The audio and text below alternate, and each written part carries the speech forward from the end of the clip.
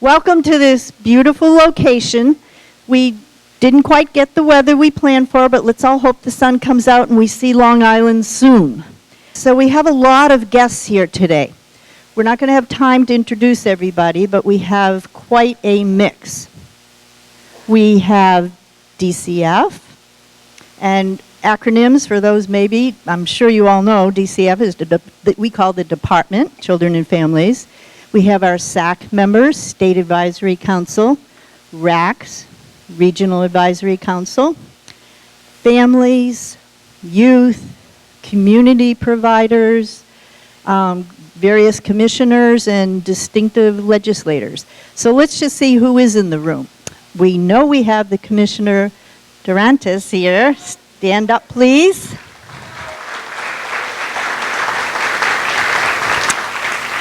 If you are from, let's see, what order we do. It doesn't matter, right? How about if you are a family member not getting paid to be here, please stand up.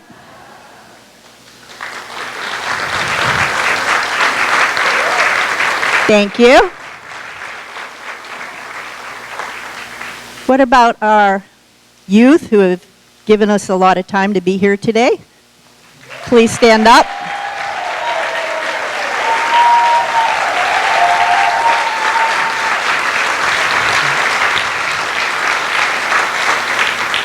That is great. Thank you.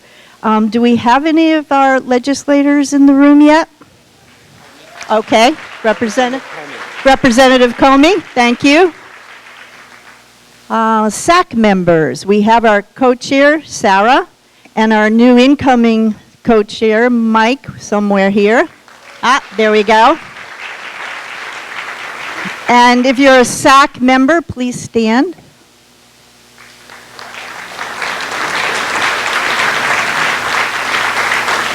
Now we have various representation from the RACs.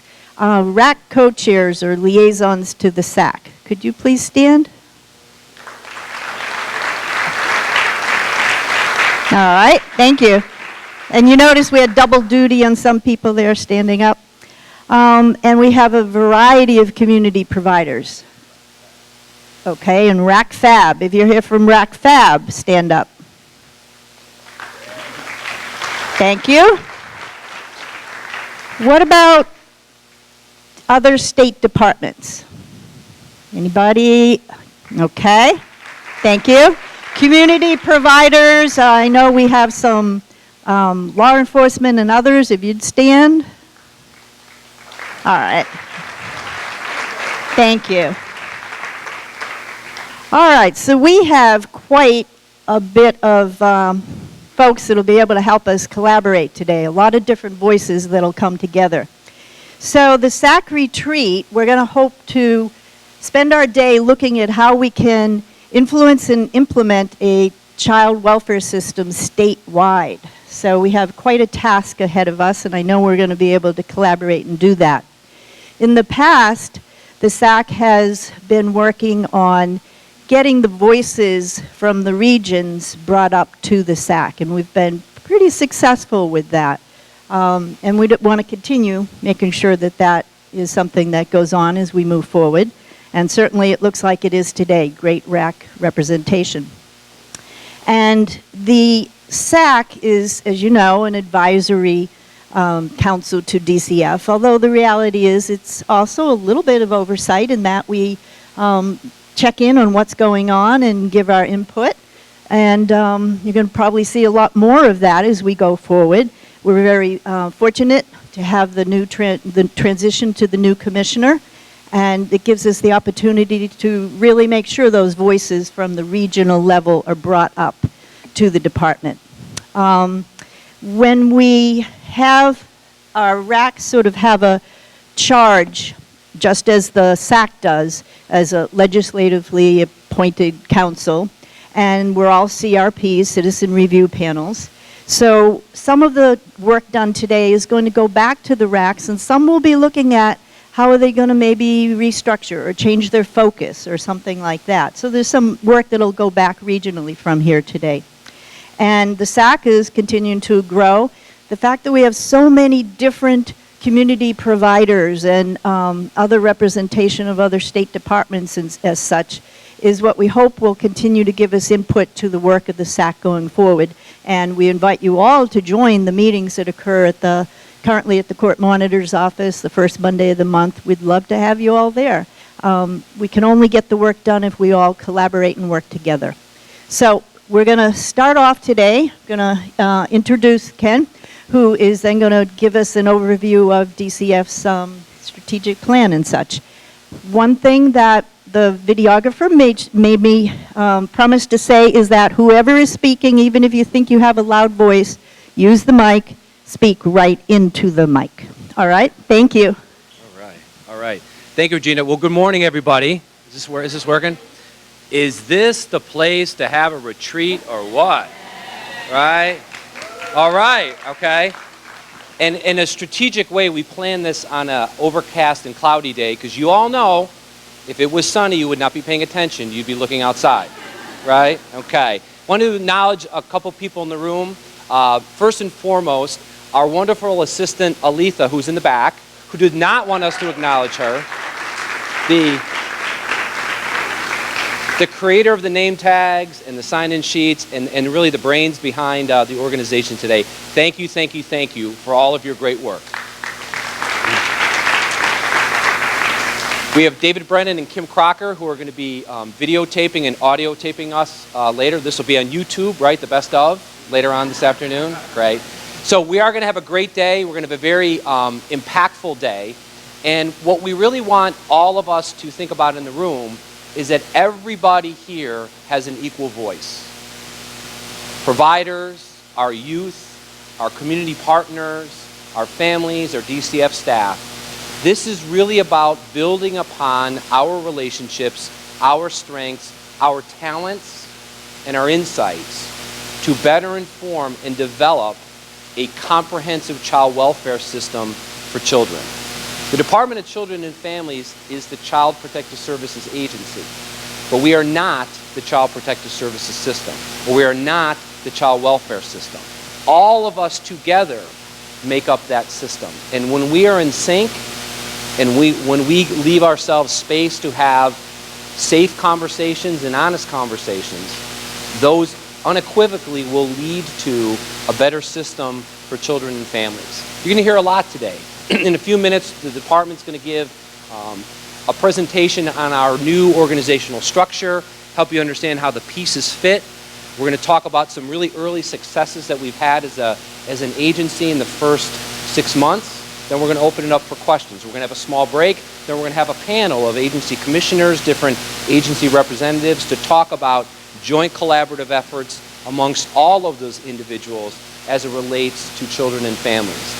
So again, we welcome everybody here. We're glad everybody made it here safely. We're going to schedule another time to come back when it's sunny. That's not really true, but I wanted to throw that out to you. And for my DCF staff, we want to behave because we do have a detective from the Major Crime Squad here on the left. That's specifically for you. He doubles as a bouncer. So with that being said, I want to turn the microphone over to Commissioner Vanessa Durantis, who has been our commissioner perhaps 120 days, maybe. Give or take a few, but who's counting? So Commissioner. Thanks, Ken. Good morning, everyone. There is nothing more important than a meeting like this because we bring together state agencies, we bring together families and parents and caregivers and our providers, and we bring together all of our best thinking about how we can make Connecticut a better place for kids and families. So meetings like this give us the opportunity to kind of put pen to paper, kind of put our ideas into action, and to hear honestly from each other. So I am really thrilled to be able to stand here in this role. I'm excited to be here on this day, regardless of what the weather conditions are. It's still a beautiful place to be. For those of you who don't know, I have been with the department for 27 years, started when I was Liz's age right here, and have kind of seen the department go through lots of transformations, lots of different types of visions, lots of reactions to the climate that's around us. And so who we are today is a combination of all of that. You'll never hear me talk disparagingly about any previous administration. I've been through 6 different commissioners. And when we think about who we are as a state, it's a combination of everything that has evolved over the years. So we just want to be able to use this opportunity to think about what do we need in 2019? What do we need over the next year, over the next 4 years, over the next 10 years to set our state in a trajectory that reflects kind of who we are and what we want for our kids as they grow up. So what we will be doing is stepping through some of the organizational changes that we've made over the last 100 days. Inside your packets is, or inside your folder is a packet of information that looks like this. And I can also turn your attention to the monitors that are around as we step through some of the information that's in here. And if you have any questions as we go through any of the organizational structural things, please let us know. One of the things that you also need to know is that, we decided very purposefully to make some adjustments to make sure that what we're trying to do as an agency really is structurally designed and set up to be able to help us get there. So there's real purpose and intention around some of the changes that we made. We didn't want any changes to feel like just kind of shaking the snow globe and whatever falls, falls. We really wanted them to be very purposeful and deliberate. And many of you have been around these tables and other tables over the years, and we're happy that you're still with us. And if you're new to this conversation, we welcome you too. So let's step through some of the things that have happened since January 9th. David, you can go to the next one. We decided to organize our organizational structure in a couple of different phases. And the first phase was bringing in kind of a group of people who had involvement with us over the years to give us some thinking about our structure. Because sometimes when you think about reorganization, people come from the people part first, or who's going to be moving where. We really thought about the importance of understanding our structure. And so thinking about our structure, we recognized that we had to ground ourselves in some really basic values and some strategies around how we think we can move this work. We plan to partner with communities to empower families to raise resilient children who thrive. That was a very definitive statement that we decided was important to ground all of our work, that this partnership has to happen not in isolation, not in our own little cocoon, but really in partnering with communities, which means also our provider partners and with our community neighborhood groups and collaboratives that will help us do this work. And one of the first things that we thought about is how do you partner and what's the most important focus? And that is keeping children and youth safe with the focus on the most vulnerable populations. The word most vulnerable was also chosen to be very deliberate because vulnerable can mean our babies. Vulnerable can mean children with intellectual or developmental delays.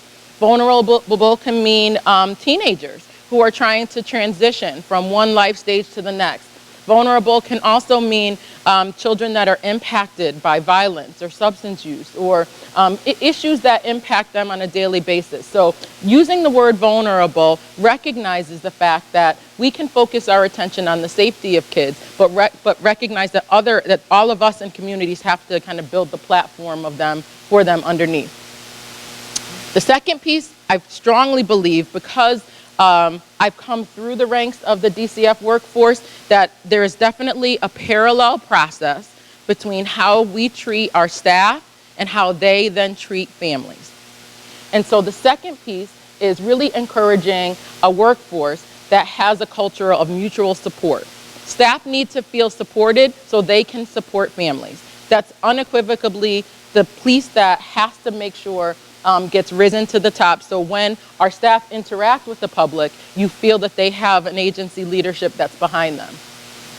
The next piece is that we want to connect systems and processes to achieve timely permanency. You've heard the mantra that it's important for kids to first stay home. And if they can't stay home and they have to come out of their homes, they need to be able to go home quickly. And if they can't go home quickly, we need to help them find a home. So that timely permanency is something that we decided was one of our bedrock pieces of strategy to think about how we do this work.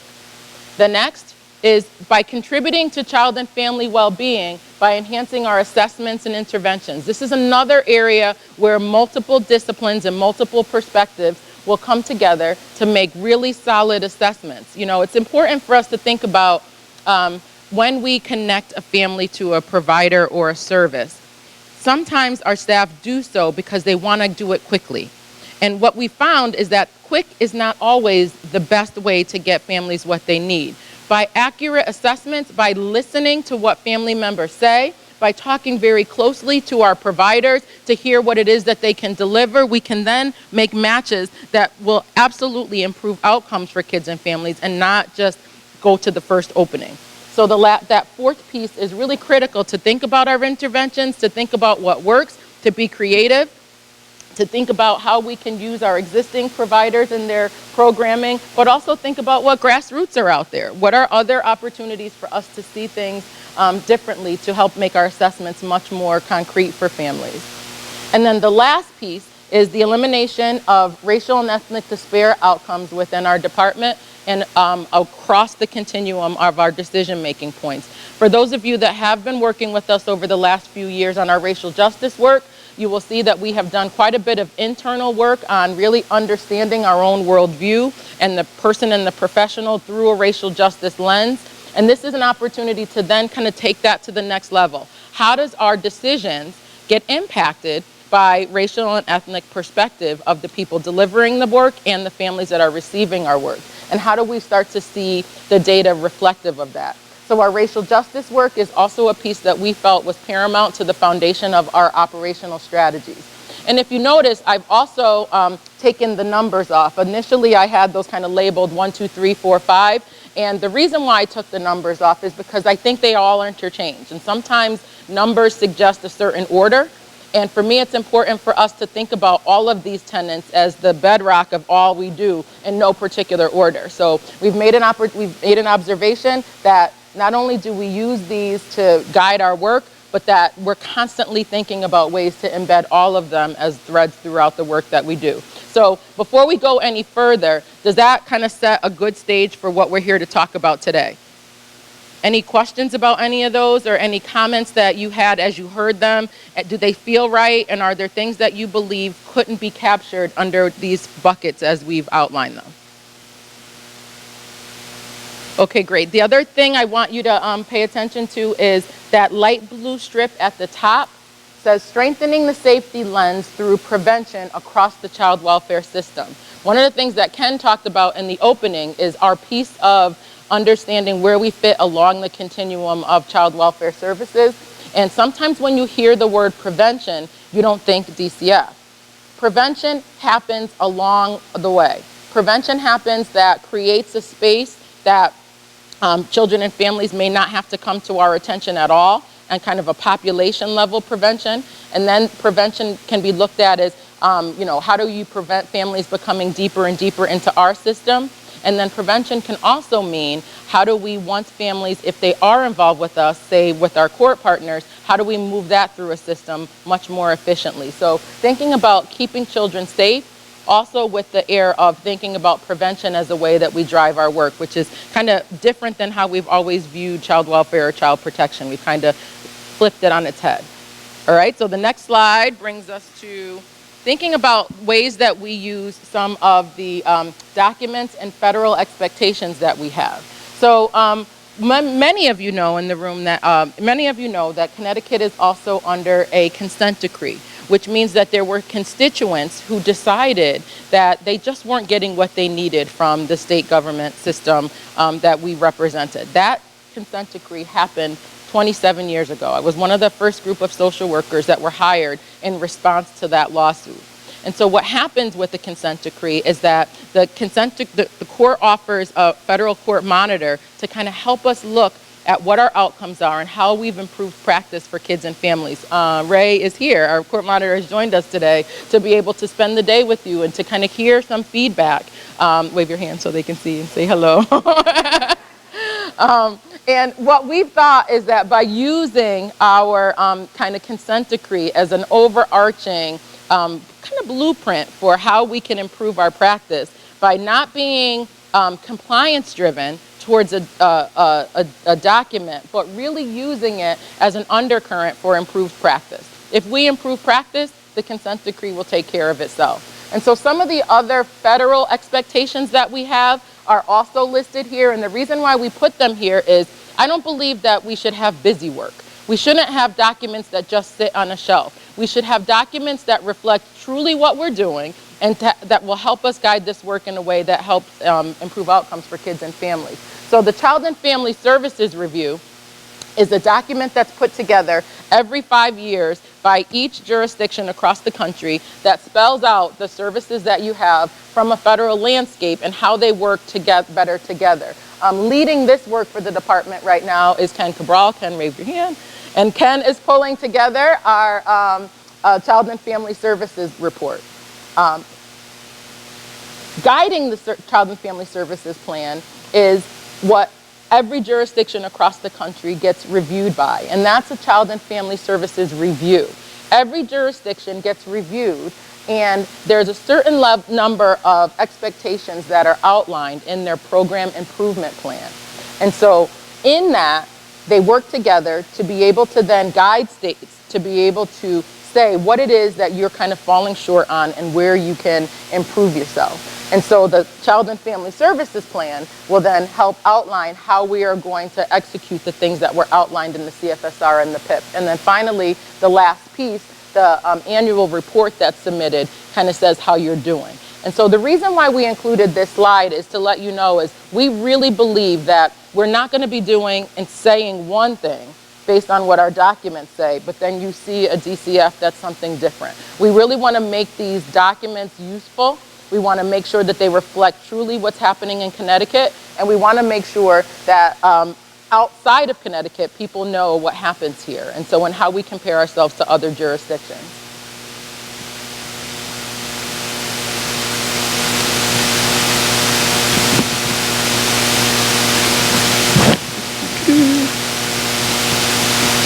So one of the ways we knew that it was important for us to get to that is by structuring us in a way that helps us get a lot clearer on the practice changes that we need to have made. And so in the previous administration, just to mine, there were 17 direct reports to the commissioner's office. And so we decided that one of the ways that we would first start to look at our structure a little bit differently is to change that structure to make it a lot more clean and to have people report to people in their discipline that makes more alignment. So the best way to describe that is any of you who have already worked with some of our educational consultants. Our superintendent is in central office, and the ed consultants are in the regions. So they are supervised by someone in their own discipline at central office to create more consistency across the state. So we decided to replicate that across all of our other divisions and disciplines, and you're going to hear a little bit about what that is as each one of the division leads and deputies lead you through what those structures look like. So the first thing we did with our structure is to make sure that structure and function align with the people that are in them. The next piece is that not only did we look at our structure, but we also looked at some of the different mechanisms and processes that we currently use. And what we found were some interesting things. When you do this thing called domain mapping, you take a specific part of our work and you map all of the different steps that it takes to get to an outcome. And what we found is that there's valuable, innovative work being done across the department, but it's inconsistent across our regions. I see a lot of heads nodding because you know sometimes things can happen in one part of the state that don't happen in another part of the state. And what we learned is that there's lots of things that happen differently across the state, and we wanted to try to alleviate some of those inconsistencies. So the previous structure made it difficult to scale up best practices. With the result, families were receiving different types of services and support depending on where they lived, and that's not the way that we decided to move forward. We also recognize that there's room to reduce duplicate and redundant efforts. Our staff say all the time that they feel like they're doing things over and over again just to be compliance driven. So particularly in reviews and reports, we want to free up staff time to focus more forwardly and critically and working with the quality of what they do when they're actually interacting with families.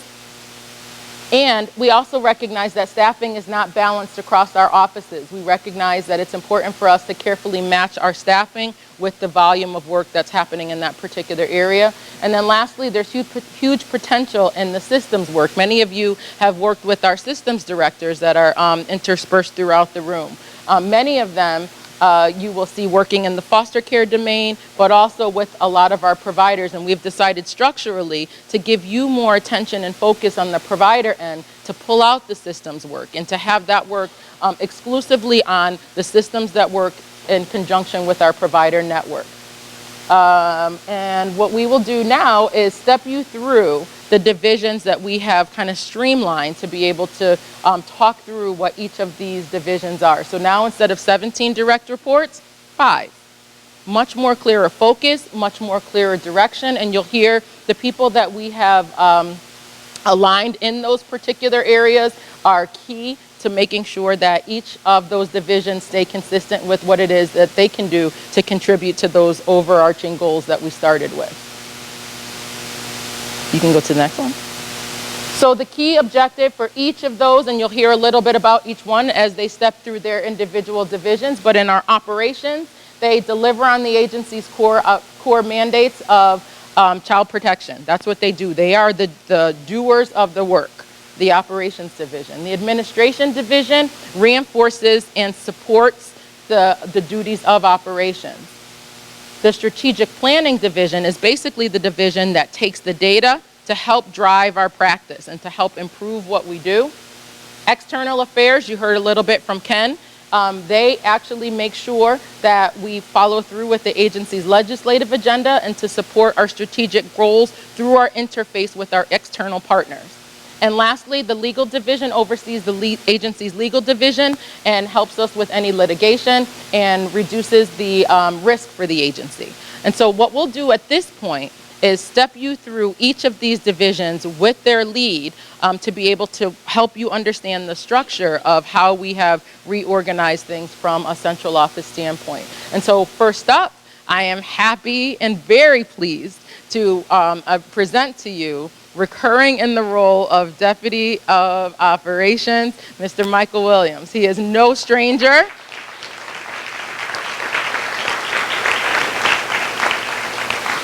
He is no stranger to Connecticut.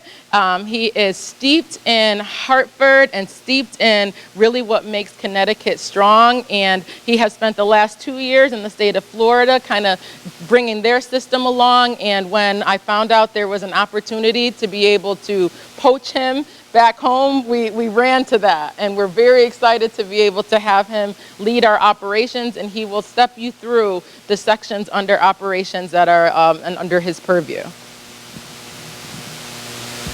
Thank you, Commissioner. And good morning, everyone. Good morning. Good morning.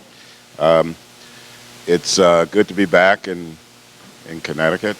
I'll be honest with you, if she tried to poach me in January or December, this would not have been happening.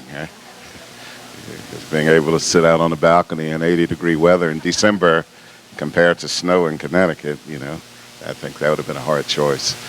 But it was great to come back, and if you can appreciate this metaphor, to come back and jump on a moving train, if any of you ever had that experience before. I grew up in the South, so we used to do that all the time. Yeah.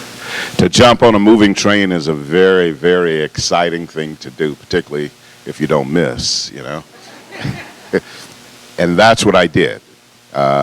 What the commissioner and her team was able to do day one since they've been here is so inspiring that all I had to do was just make sure I landed well. And I did, and was able to connect and keep giving to her the kind of work that she was looking for to keep the train moving. And so what I'll do is just first set a context of what this structure would mean, and then walk you through how the structure works.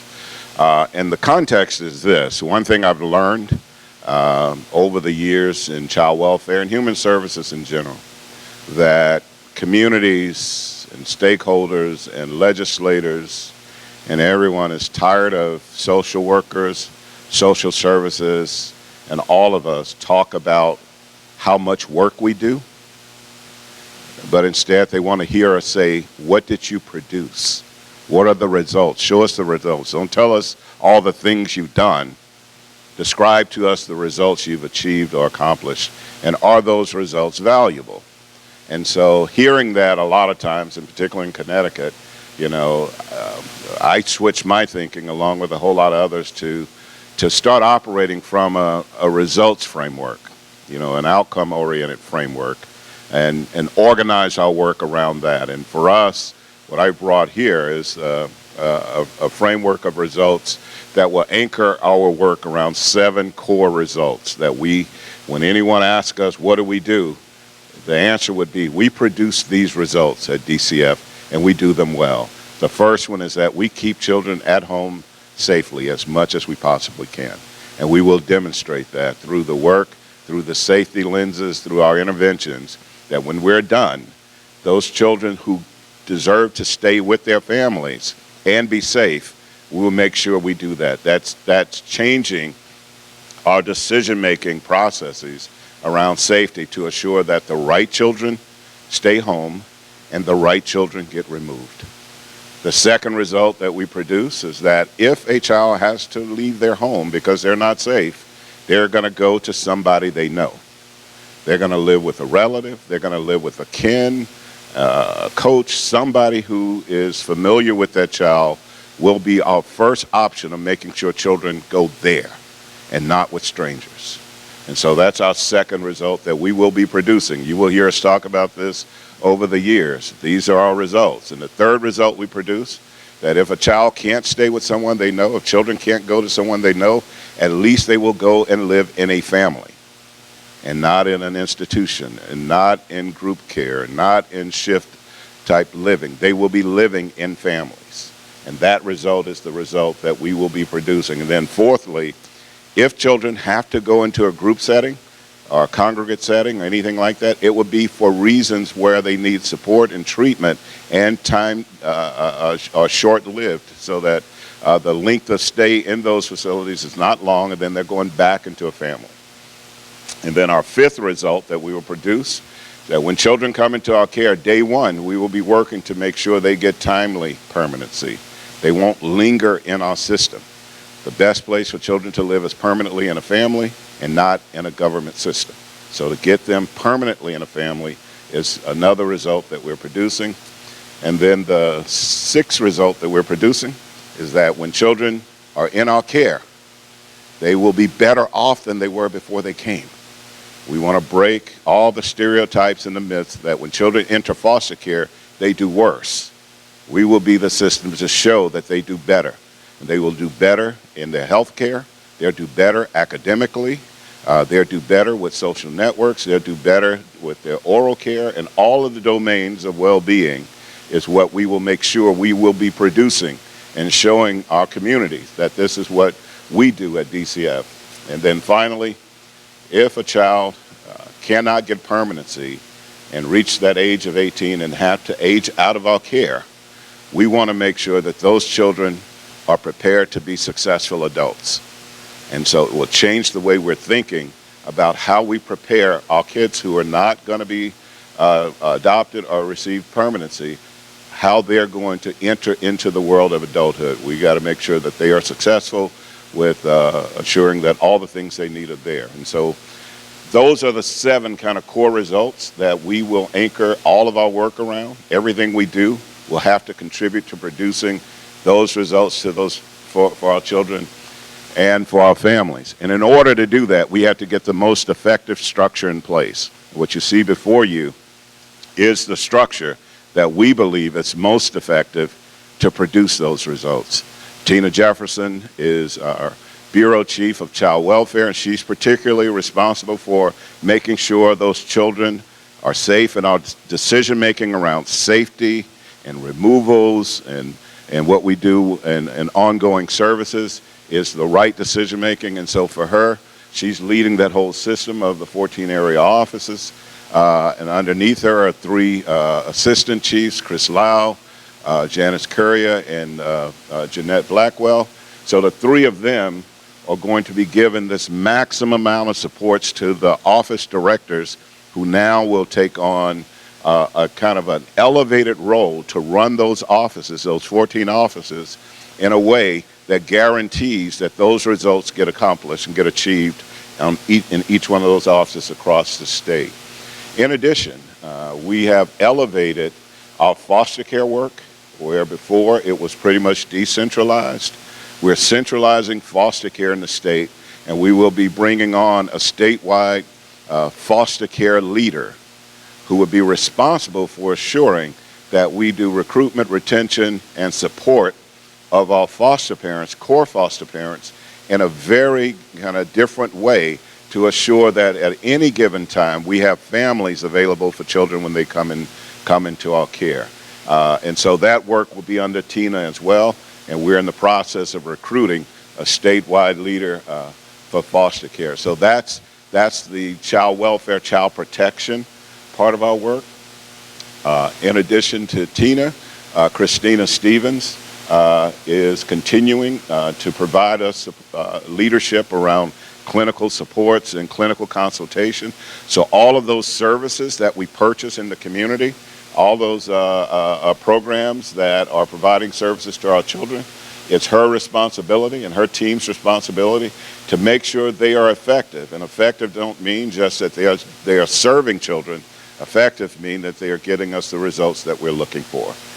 And so there's going to be a whole different way of relating to our providers, not just how much did you do, but is anyone better off from what you did? And so Christina is doing a lot in that regard. Thirdly, Linda Dixon is going to lead our transition, what we're calling transitioning youth services.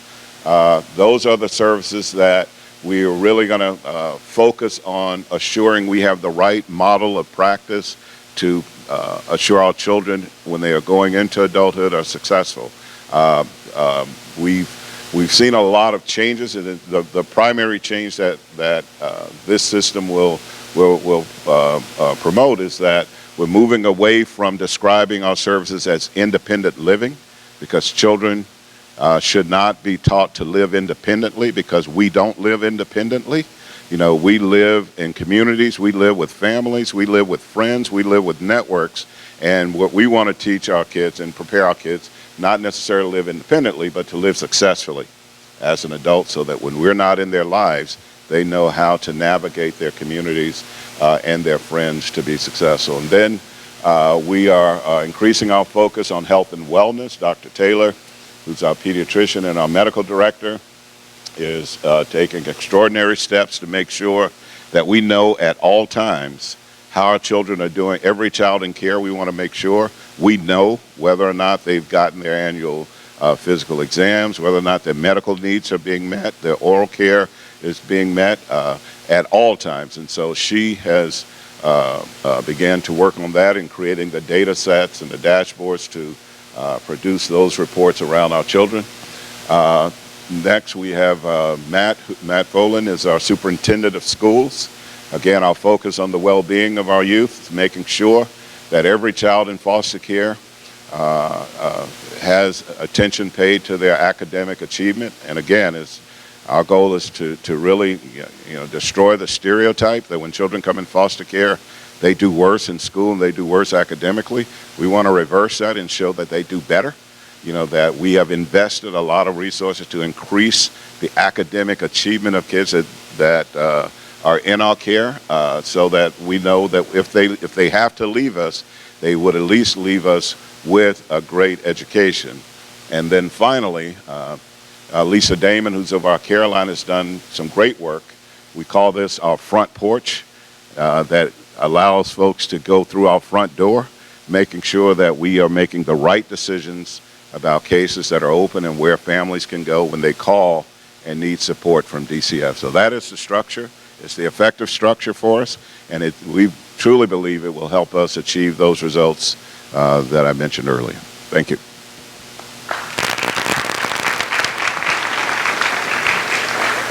So do you see what I mean? Could I have found anybody better in this country to articulate a mission and a goal so clearly that can lead this work to a place that will take us to take the best of what we do, to move it forward, and to look critically at the things that we don't, and to put together and to lead the structure of our child protection work? Nobody better. So thank you very much, Michael, and I take you now to our Deputy Commissioner of Administration. Many of you knew her in her prior capacity as our Workforce Academy Director. Now she takes her experience of being a consultant across the country and her best practices of what she's learned traveling the country and really learning from other jurisdictions and coaching them up to bring back to Connecticut what it takes to support the work that Michael just described. Jody Halili will describe the administrative section of the division she oversees.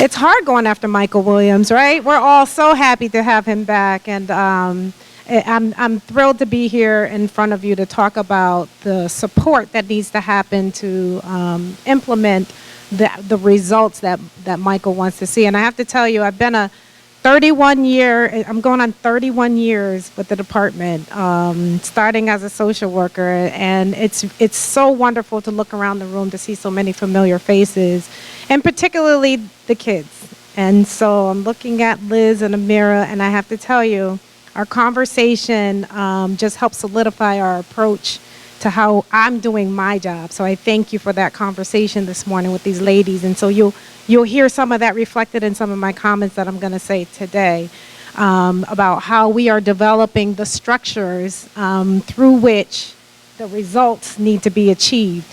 And so here's the test. I believe that the more we say the 7 results, the more we will internalize the 7 results. This is the trainer consultant in me. What's number 1? Keep kids safe at home. What's number 2? They can't stay home, they will go to somebody they know. What's the 3rd result? They need to be in a family setting if they can't go with relatives. What's next? Minimum congregate care. If you got to go in there, you can't stay in there long. What's number 4? What's number 5?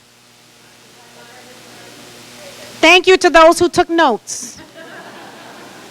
Timely permanency. We don't want people to linger. We want people to really have somewhere they can call home, a forever home. All right, what's next? That they'll be better off. The first rule that I live by is do no harm, right? And so we don't want our system to do any harm, right? And that our kids would thrive. I think that's what the word thrive means, that they would thrive when they've left our system. And what's the last one? Yeah, I mean, I'm 52 years old. I forgot. Look, I'm 52 years old. And I'm still calling for advice. Well, what kind of detergent should I be using? I mean, this is just what we do. Come on, we're old, but we still need help, right? So what makes us think that our kids can leave our system at 18 and figure this out? So to me, that lens that's a lens through which I do my work in terms of supporting the infrastructure of this agency. And so in my role, I oversee Cindy Butterfield, which is a misnomer because Cindy Butterfield is our chief fiscal officer. And she's an amazing, amazing woman. And what makes her an amazing woman is that not only does she understand the budget process, how to defend and work with legislators to talk the language they need to hear to secure the resources that we need over at the legislature, she has a passion for our children. It's relentless passion for our children. So you have somebody who has fiscal acuity. I mean, she's brilliant at what she does. But she understands what kids and families need, and she understands what the workforce needs. One of our biggest wins in this budget process, and Amira, this goes to you. She said, we need better transportation. She said that to me today. And let me tell you, that was one of our wins. through the budget process was to help support the agency in providing efficient transportation. So just know, we got you. And so that's the lens through which we will do our fiscal work, our budgeting process, the procurement process, as Michael said, getting back to the 7 results. We want to make sure that we are funding services that are actually yielding the results that we need, those 7 results. And so that's the focus through which Cindy does her work. We have a new division called System and Organizational Development. And part of the reason for that shift, that's brand new, we're taking all of the former systems program directors and we're bringing them up under administration, because part of their role is to oversee the contract process to make sure that we are delivering the outcomes that were promised in those contracts. The other part of what they're doing is really partnering in a very meaningful way with our community providers. Getting out in the community, talking to, and we have some systems. Can I have my systems PDs? I know they're here. Could raise your hands. Wonderful, wonderful folks that you will see more regularly than you have, right? Thank you. Again, when I look at the hands raised, you couldn't see more passionate people who care about our community and care about our kids and families. So there is not a place that you go within the agency, from our perspective, where they're not reminded of the reason that we're here. And that's what you have in that division. The Academy for Workforce Development, under the leadership in an interim capacity at this point of Tracy Davis. And the Academy for Workforce Development, their sole purpose is to prepare the staff to do the work to intervene on behalf of kids and families. And when I think about how we go about doing that work in the Academy, I'm looking at Beresford over there, who is a key person in our simulation and favor. Can I have my favorite people raise their hand? Thank you. We've upped our antes. We heard for years and years and years that we need to partner with our families in terms of educating our workforce. And now that they are doing just that. We have what we call simulation labs now. So it's not that you're just sitting in a classroom and you're hearing about what it's like to engage with families. We have families with lived experience teaching our workforce. And up next are youth who are going to be helping us do that. There's no such thing as role-playing some of the things that our families and our youth have experienced. And they have an opportunity to shape the minds of our staff. That, to me, is workforce development as opposed to just training. So we're excited about that. You see the shift there, that we're partnering, again, as the commissioner said, our whole mantra is really partnering effectively, and you will see that throughout the learning process through our Academy for Workforce Development. Multicultural affairs and immigration practices. As you can see, for those of you who knew about that division before, we have separated out intentionally immigration practices. And so we wanted to make sure that we had dedicated resources to pay attention to that population, to facilitate and integrate the families into our system here. And so Bill Rivera, I don't know if any of you know Bill Rivera. He is an amazing man who did probably, as we go through the work that he's been doing about 10 jobs, it looks like. He is retiring, and for those of you who know somebody who's steeped in multiculturalism and immigration practices, we will be recruiting for a director of multicultural affairs, and that posting should be going out, and it will be made to the public. Even though he's not replaceable, we're going to look to fill as much as we can that responsibility to make sure that our practices, most of those practices are external, to make sure that we are providing culturally and linguistically appropriate services. Next up, we have the Organizational Climate and Staff Support Division, led by Dr. Michael Schultz. Dr. Michael Schultz, you guys know Michael Schultz? All right.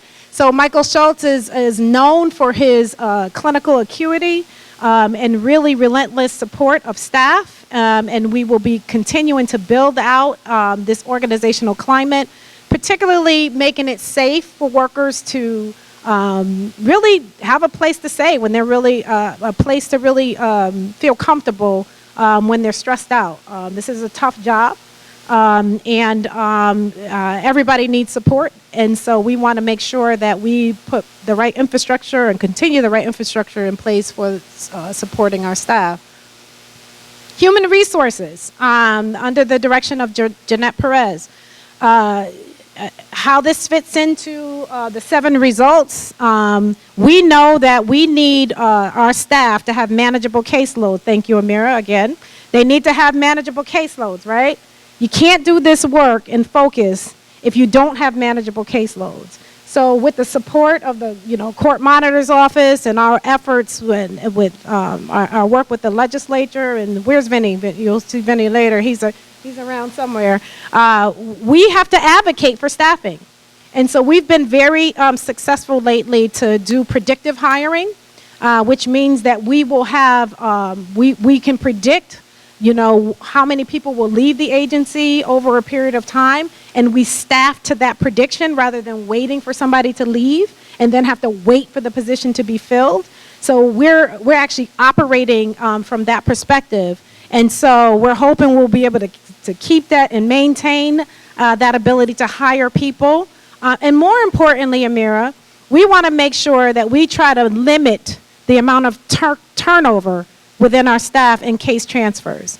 And as we were talking this morning, I was reflecting on when I was a caseworker, and I'd go up and I'd meet a family, and I remember this distinctly this one time, and the mom and the daughter came out. I had called ahead of time. And the mom, so we used to do that back in the 80s, by the way. We used to call people before we went out. And so they came out, they met me in the front door, and they said, the daughter said to the mom, "Give me my $20. And I was like, what's happening here? She said, well, I bet her $20 that you were black. That's number one. So my voice, and then she was like, "Oh, I told you social worker number 20 was black." That's what she said to me, just by the voice. It happened to be a black family as well, and so I said, "Social worker number 20," and I was like, "Wow, you know what that meant is that they were used to different workers coming out at all times," and so that stuck with me because she didn't even want to know my name because she knew that the turnover was inevitable. And that's the stuff we have to get up underneath, because it's hard to start relationships when you have to start over so frequently. And so that's the lens through which we will be operating in HR, trying to figure out what infrastructure we need to put in place to limit the amount of turnover that work throughout the workforce. Okay, so diversity and equity. As you know, there are statutory requirements for hiring and promotion, and so that work also falls under the academy, has a direct report to the commissioner and a functional kind of report to me as we're looking into the interplay between HR and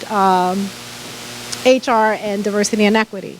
So that's the lens through which this work will be done under the 7 results and through the eyes of our youth and our family.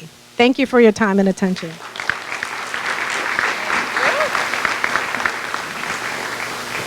All right, so one of the things that you heard Jody talk about was this notion of how we use data to predict or to make some adjustments in the way we do our business. So we won't be stepping through our Bureau of Strategic Planning because it's still kind of under construction. So we'll be looking to a lot of the information that we gather here today to help shape that a little bit. But things like, one of the things that our Office of Research and Evaluation has taught us are things like, by the 3rd social worker, timely permanency doesn't happen. So how do things like staffing impact outcomes for kids and families? We want to make sure that we use the data in a way that is really purposeful. So after the Bureau of Strategic Planning, what we'll hear from right now is Ken Meisselgland talking about how we've built up our office or our Bureau of External Affairs, and he will step you through what his division is doing to support the strategic goals that we started out talking about.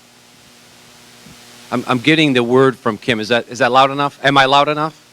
Okay. I'm going to walk around a little bit. I have an affinity for bald guys, so Dave and I are going to real close here. So first of all, when you hear about the Bureau of External Affairs, it's really a position and an office that interfaces the most with the external. Our families, our providers, our partners, our members of the legislature, and our communications office, i.e. the media. As Deputy Commissioner Williams indicated earlier, we have 7 very significant results that we are looking for in our work. We can't do that work alone. That's in part why we're here today.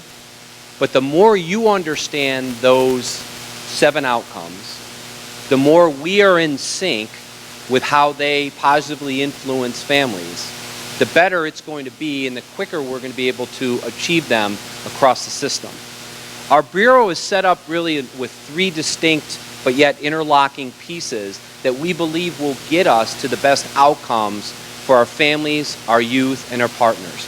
So first of all, you see Ann Adams is our program director in the Office of Community Relations. We renamed the Office of the Ombudsman really to the Office of Community Relations. That's the group, Ann and her staff, that field the phone calls, the concerns, the complaints, the inquiries from our families, our youth, and our foster parents, and at times providers about casework processes and practices.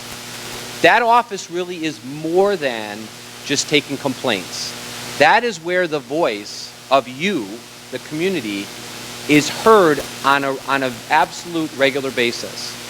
We have clients that call us in significant pain, youth that are stuck in places that they don't believe we are listening, and that is the group that takes apart and looks at barriers and moves the practice in a way to both resolve the immediate issue, but then be informed statewide about what it is that we need to change in our work.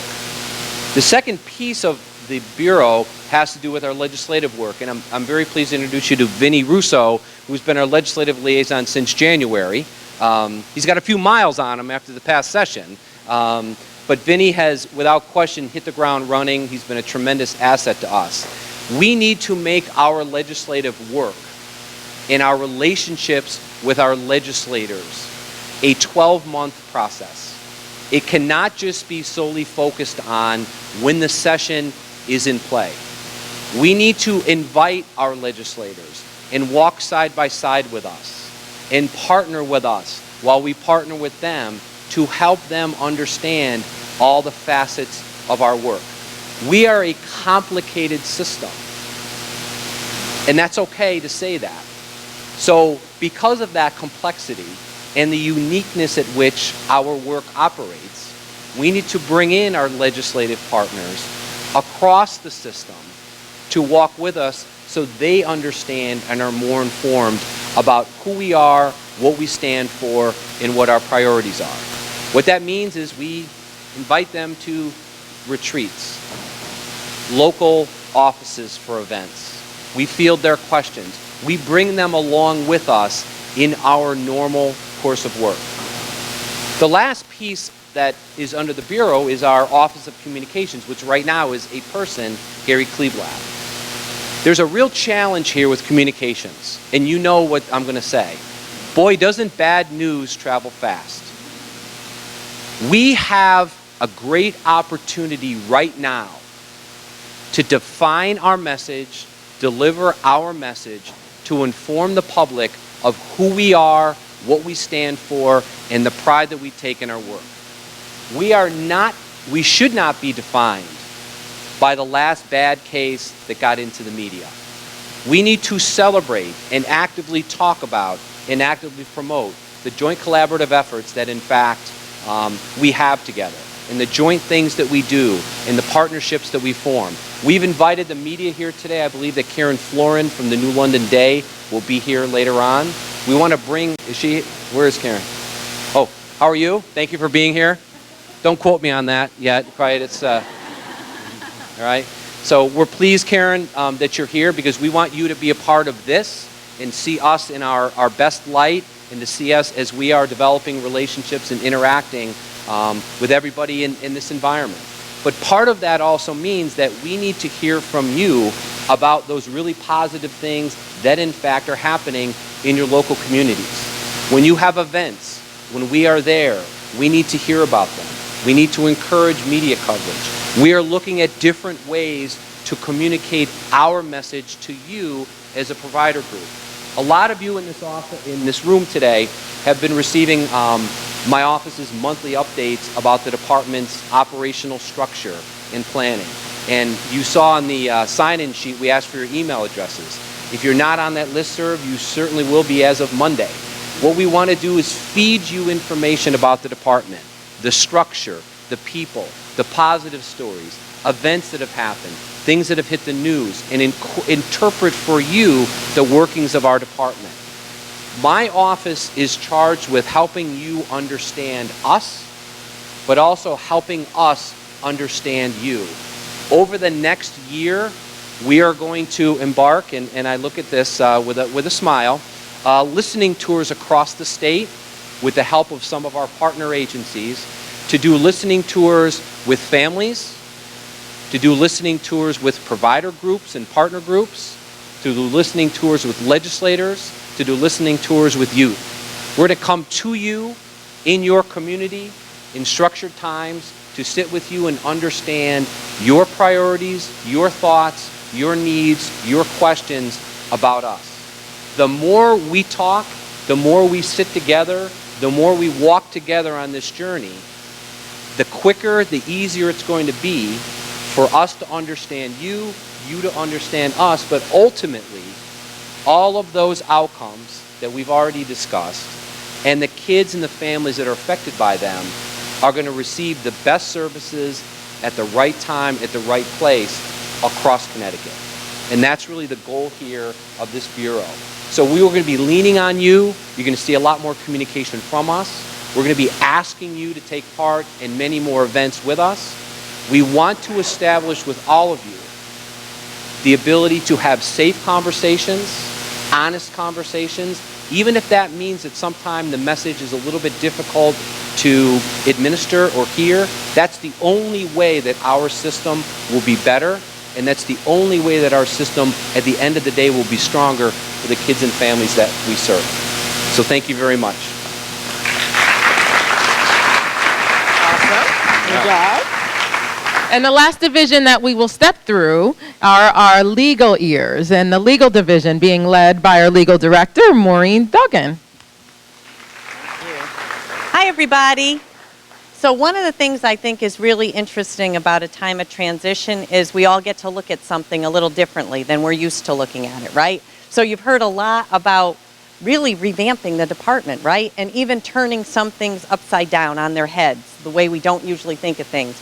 And I'm sure what this legal director is going to do is something you don't usually think of what the legal director is going to do. So what you need to know about me, in addition to being a legal director, I'm a yoga instructor. And I have the great privilege of also teaching at our wilderness school. And it's been a wonderful opportunity for me to be involved in staff wellness. So as I look around this room, I can't help but as a yoga instructor think, it's time, folks, it's time for some mindfulness. So please join me in some mindfulness time. So let's just take a pause here. And I just want you to take a deep breath. And I invite you to close your eyes down if you feel comfortable with that. And get grounded in your seat where you are. And just take a moment and start to notice, what are you doing with your feet? And whatever you're doing with them, uncross those legs, land those feet flat on the floor. And I want you to roll your feet back and forth from heel to toe. Just start to notice what it feels like to be in your feet, to walk in your shoes. And once you've rocked back and forth for a little bit, go ahead and ground yourself. Come to stillness. And now that you're in stillness here, feel the energy start to come up from your feet. Come up through your legs. And where you're sitting on your chair right now, go ahead and ground yourself into that chair. Notice what it feels like to be fully present in your seat. To really drop yourself into that seat. To have no stress anywhere else in your body. To be fully present here. And as we move up through our body, through the back of your spine, notice what you're doing with your seat. Go ahead and lengthen as if you could pull every vertebrae up through the back of your spine. Lengthen each space through your vertebrae, through your neck, through the crown of your head. And as if I was attaching a string to the crown of your head, lifting it up and hooking it on a star. Go ahead and pull your neck up long and inhale here and exhale. And inhale again. And exhale. And let's just take a moment to drop those shoulders. Get those shoulders as far as possible away from your ears. Drop your shoulders. Become fully present. And now go focus on the top of your head, the very top of your head. And as if we were going on an elevator ride. Start at the very crown of your head and inhale with me. And exhale down to your eyes. And just inhale. And exhale down to your eyes. And when we're here on the elevator, imagine that the elevator is going to open up. And when the elevator opens up, you are in the most peaceful, restful place that you know. I don't know what that is for you. It could be the beach. It could be your backyard. It could be a favorite vacation spot. It could be the forest. But you're just going to be there now. And just inhale and exhale. Big inhale in and exhale. And now take the elevator from where you are with your eyes. Move the elevator. Exhale down to your heart space. And when you arrive at your heart space, the elevator door will open again. And when the elevator door opens again is the person that you love most in the whole world. And when you see that person, inhale and exhale. And inhale and exhale. One more breath here. Inhale and exhale. And now we're going to go very far on our elevator ride, all the way down to our seat where we grounded. Inhale and exhale. Let your weight land fully on your seat where you are. Inhale and exhale. One more breath here. Inhale and exhale. And when the elevator door opens this time, you see whatever it is that brings you joy. And just take a moment to bask in whatever that is. Whatever it is in your life that brings you complete joy. And inhale and exhale. And inhale and exhale. One more deepest inhale of the day so far and a nice loud audible exhale.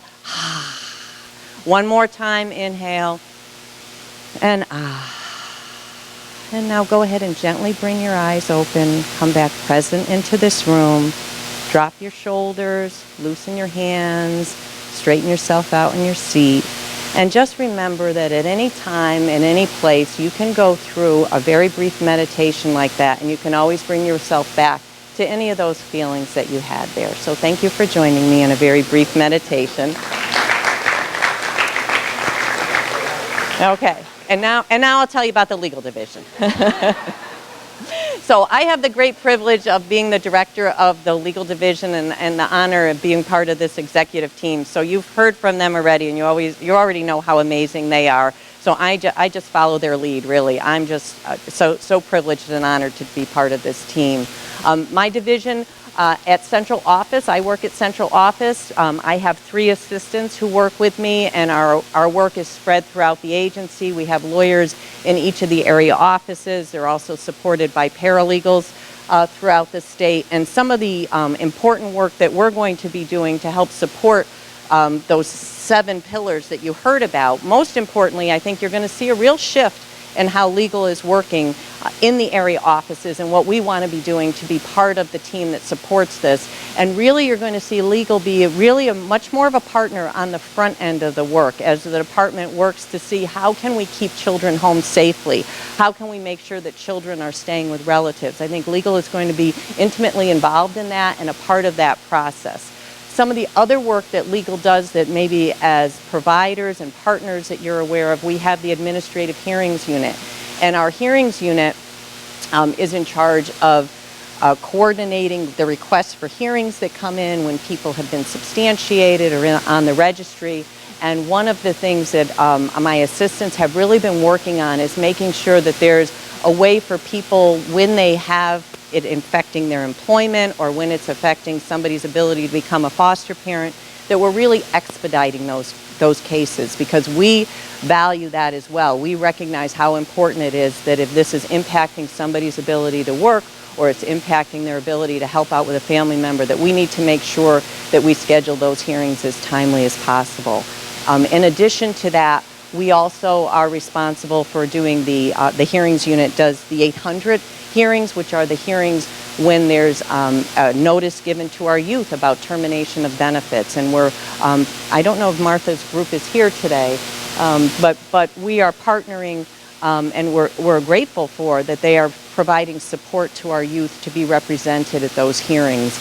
And so that's something as well that the department is working on expediting when we have those hearings. So that's really like an overview of what legal does.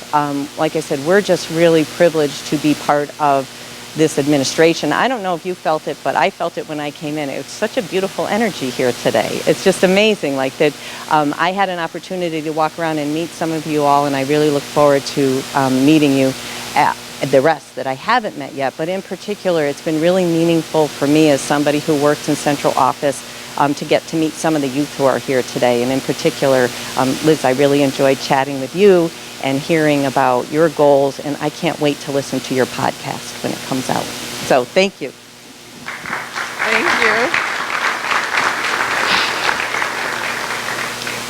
That's my team.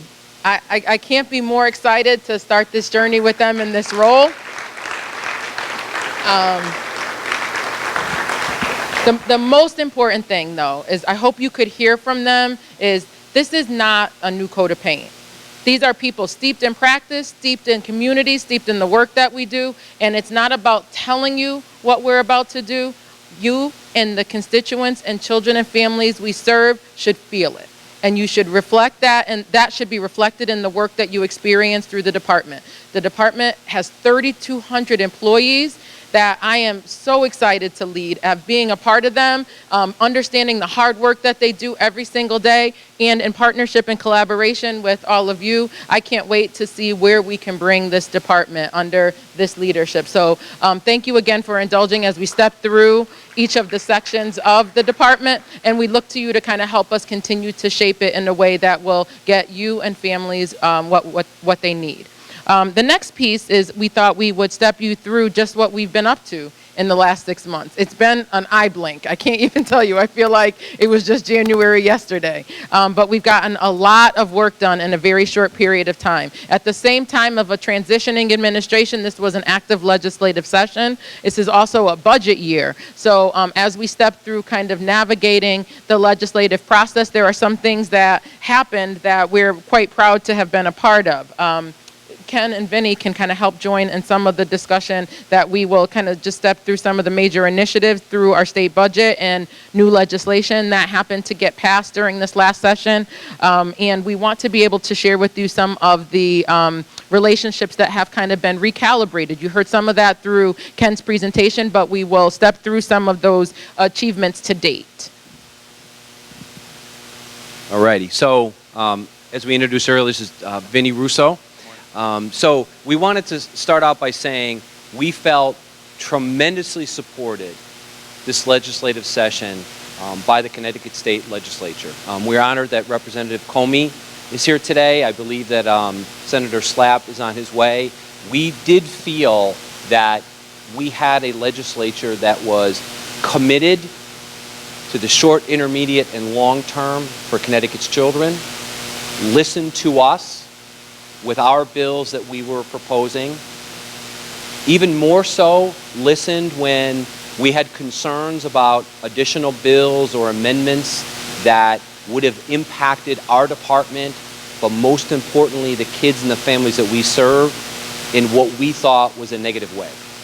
The highlights of what we have are up on the board. Our budget, we believe, is in very good shape, so we can continue the great work with our community partnerships, with the staffing needs that Deputy Commissioner Hill Lilly outlined earlier, all being taken care of. We have money in our budget for integrated care coordination. So to allow a certain subset of our cases where there are unsubstantiated findings, yet we still believe the family has some service needs, to be transferred to one of our community partners, so some intensive care management can occur with those families, not with our department, but with community agencies who can help them over the long term. We do have budgetary option now for centralized transportation unit, so now we can arrange transportation for our own children and not have to rely on private providers to do that. But this also allows, in a very interesting way, for us to save money as an agency and as a state now that this structure is centralized. We also have behavioral health services that are going to be put into place where we are going to subcontract out with Beacon Health, so a family that is in need of specialized behavioral health services for children do not have to call the child abuse and neglect care line to get those services. You can go right to Beacon Health. To take that era of I'm calling a child abuse and neglect agency to get help for my child out of that equation and let families go directly to that service provider without having to go to the state agency. What was important that didn't pass were a couple very significant bills. There was a bill proposed that would have made a DCF oversight committee. We don't believe that we need a DCF oversight committee, but we also recognize why that bill originally was drafted.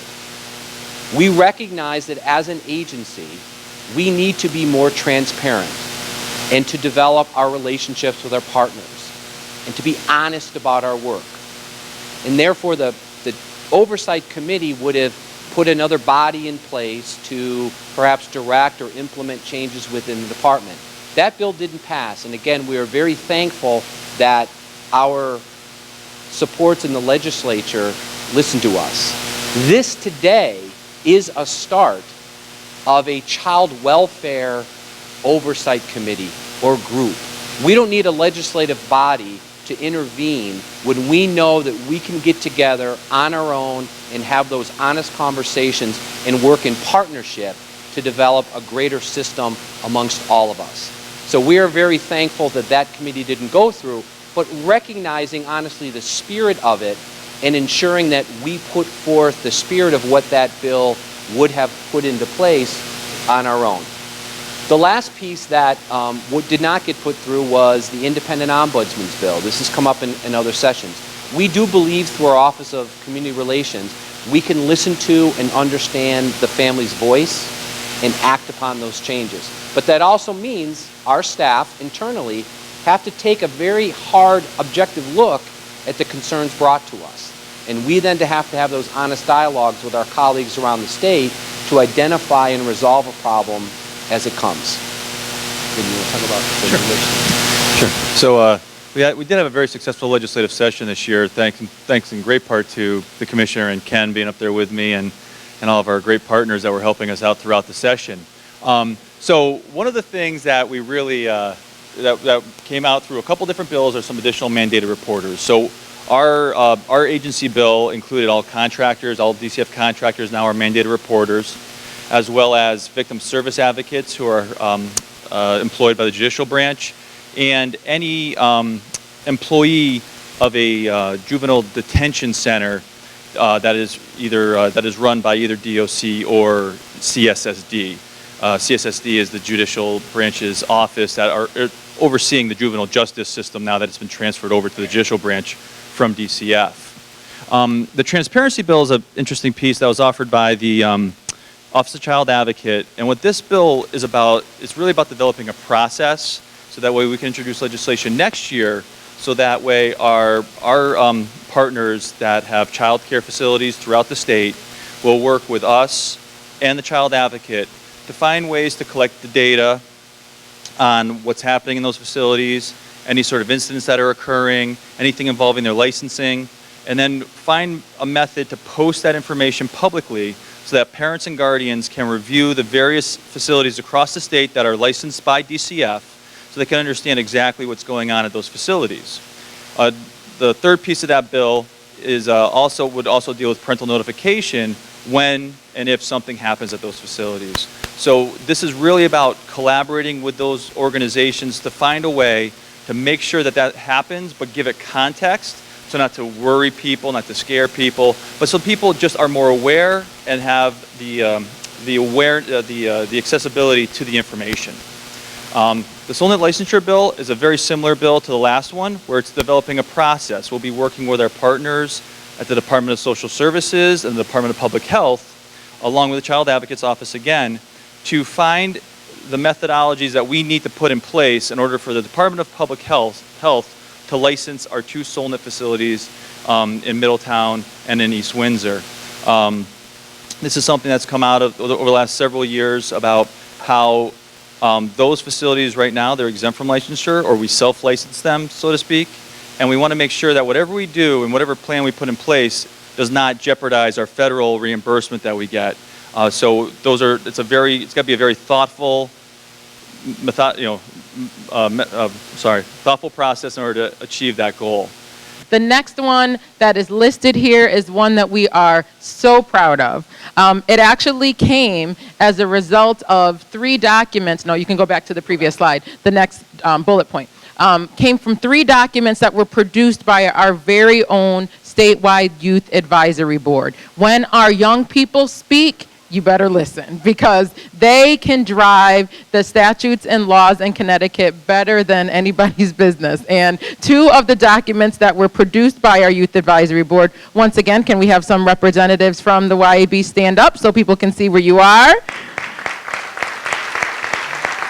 They were instrumental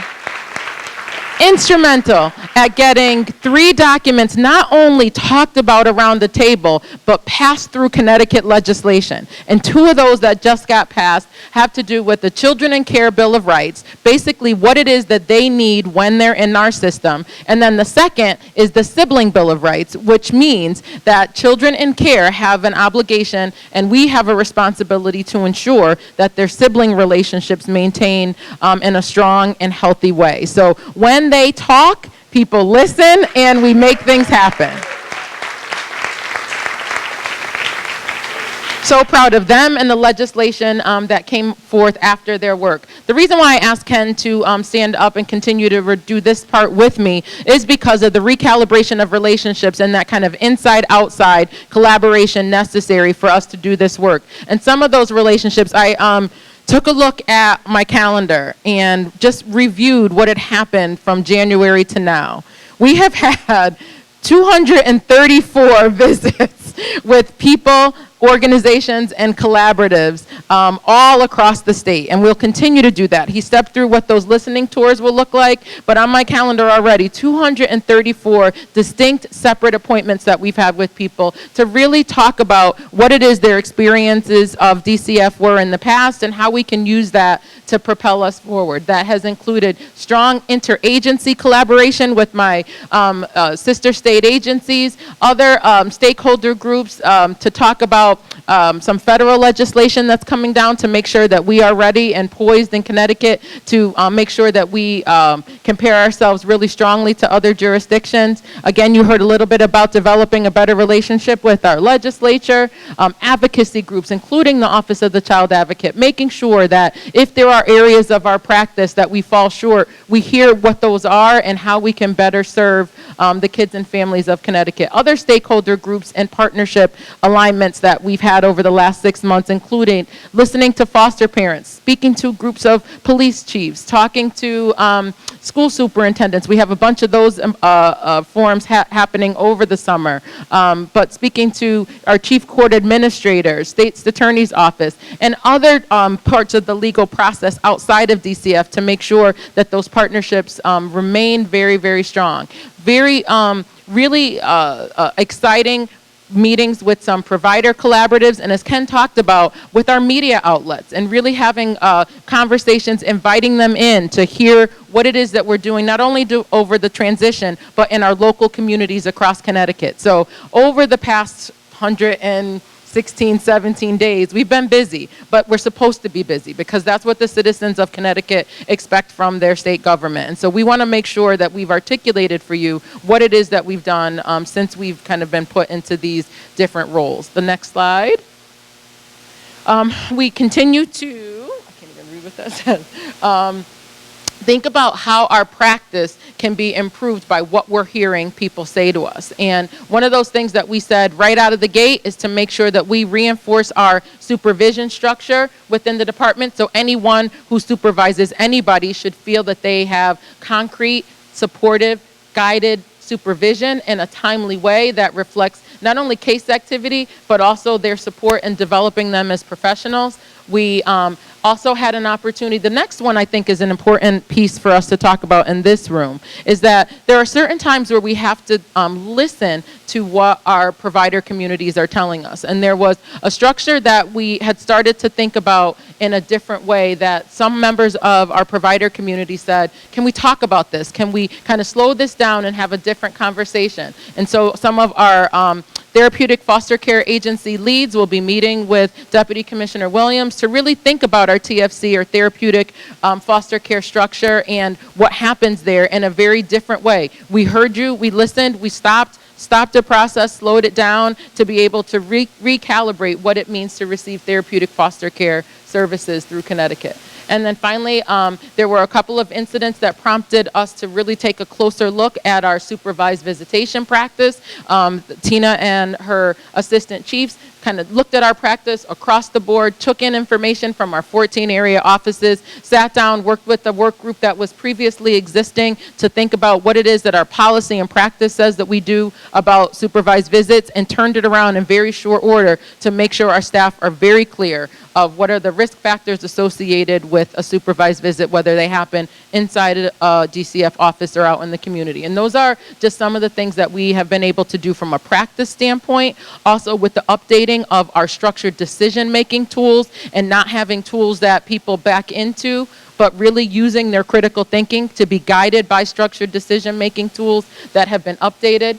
And then finally, the implementation of our federal program improvement plan that we talked about earlier in some of the earlier slides. How do you make that live? How do you include court partners and other stakeholders to really realize some of the holes that we have in our system in terms of how we do our business? So all of those things have kind of got us to where we are today, and some of our next steps include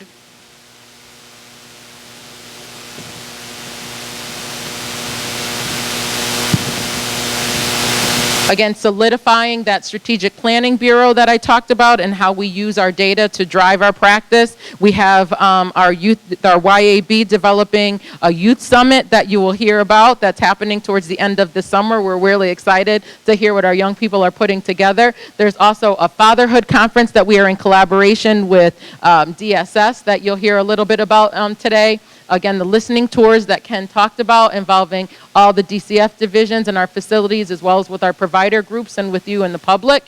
Operationalizing our racial justice focus areas. So this is how we take the information that we've been developing in our racial justice work internally and externally, and starting to measure outcomes as it relates to disparity and disproportionality. And then integrated practice towards building greater consistency across the state of Connecticut. We want to not only say we're better, we want to be better. And we understand that this work is hard and that we can't do it by ourselves. And with that, we want to open up to any questions that you have about just not only what we've been doing, but how we can kind of move forward together. Want me to run the mic around?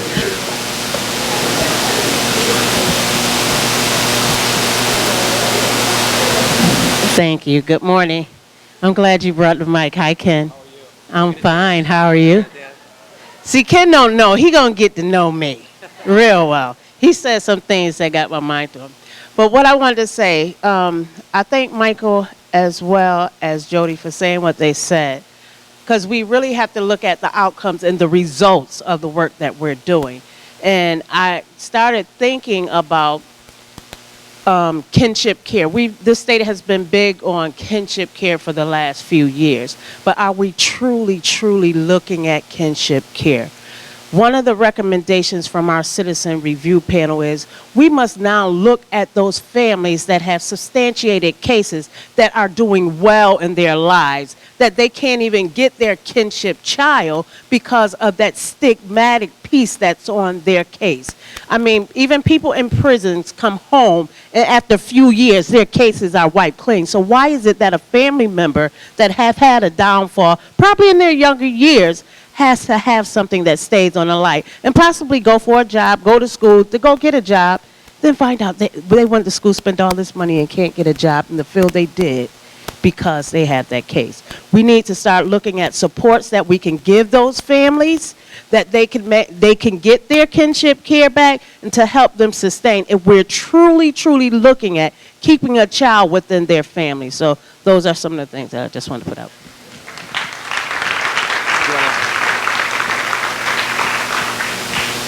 And with that, to that end, we will be building up our kinship underneath our foster care work in a very purposeful way, and to make sure that this group hears that there is absolutely a waiver process that we have in place for incidences in people's past that might have disqualified them to become licensed, that requires that even I take a look, and I have reversed or allowed for a waiver to occur to allow people to have placement of their relatives because of incidences that have occurred in their past. So I appreciate you giving us the opportunity to say that that exists, and that we will continue to refine that to make sure that we truly do have opportunities for kids to be with their relative and extended kin.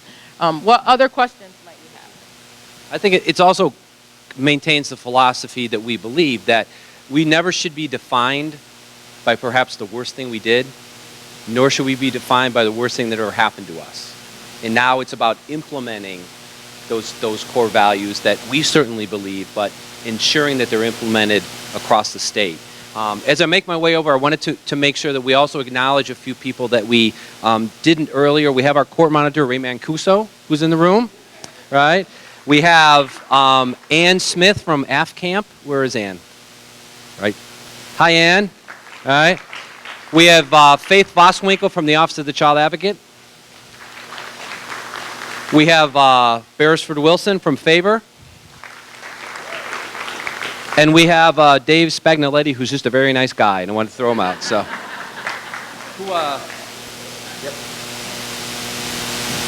So I heard a lot about communication and transparency externally, but I wanted to know under what division does it fall internally?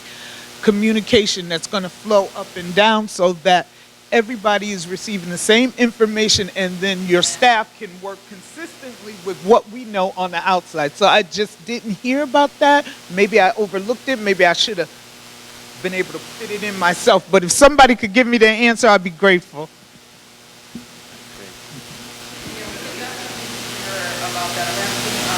Tina Jefferson, our Chief of Child Welfare, to kind of talk about some of the things that she has already started to implement through the use of the structure.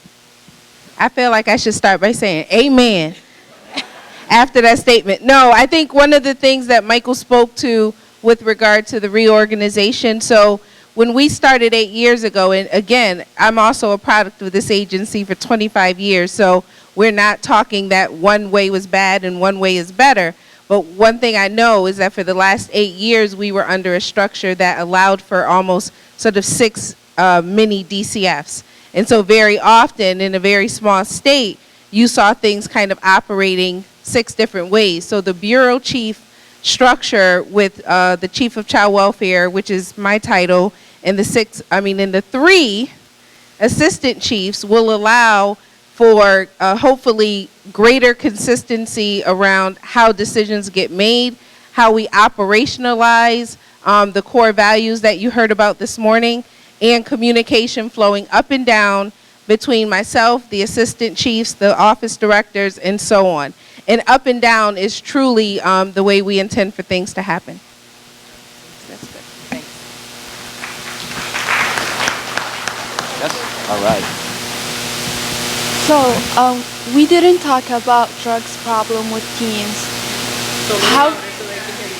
I want to make sure people here are hearing that please, because we know that they say very important things. So you want to So really loudly. I have a question about drugs problems with teens. A lot of teens in our foster care have drugs problem. How can we prevent that from happening?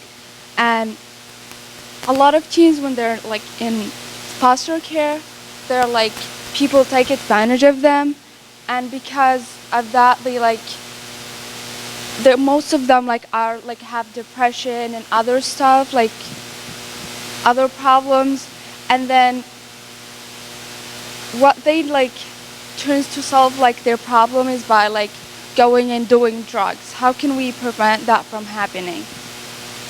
Thank you for the question. And if you didn't hear the question, it was posed by one of our young people, in that many of the children that are involved, particularly teenagers and adolescents in our system, end up self-medicating through substance use because of experiences, exposure to trauma, and crisis situations. How do we as a state make sure that we build the infrastructure to get them what they need? We have elevated the work of our human trafficking work, and we've also really started to fine-tune the transitioning youth work to make sure that they are better prepared, which also integrates the work of our community services department led by Christina Stevens, to really make sure that we hear what it is that teenagers need and work in partnership with DEMIS, which is the Department of Mental Health and Addiction Services, sorry, and all of our services related to substance use disorders along the continuum, not just with young people, but also with adults. Did you have another one? I had a friend in foster care that said that when she told her social worker that she was on drugs, her social worker said it's fine and she didn't do anything about it. That's a problem. That's definitely a problem. So we need to make sure that our teenagers feel that communication, not only that they can talk to somebody, but that they're listened to and that they get the support and help that they need. So thank you for sharing that, but we need to make sure we hear a little bit more about that.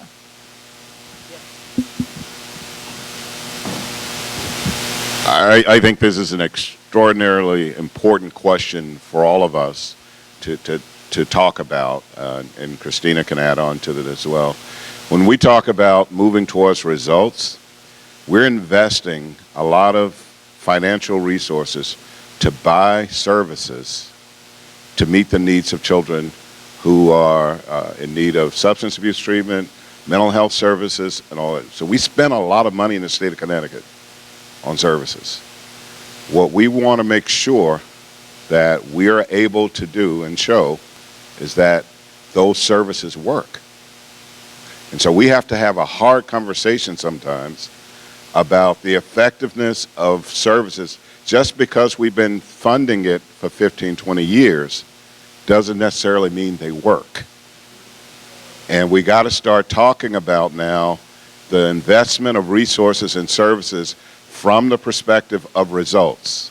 And we got to start talking about whether or not there's any evidence that these services are meeting the needs of children and families. It's going to be a hard conversation, and particularly with some of the new federal legislation around Family First that will propel us to invest in evidence-based services. That's not a bad thing, because our children, as you heard, and our families deserve for us to invest money in programs that work rather than in programs that have just been around for a long time. And that's the shift that we're going to have to make. Yep. One more question before we take a break. Yep, we do need to push through. I think you had your I have a question and a statement. As a parent and a family advocate, I've been in Connecticut for probably, as a parent and also a family advocate, I've been in the state of Connecticut for almost 2 years, and I've had to navigate the system by myself. I have a son who's autistic, and also he has intellectual disables and mental health.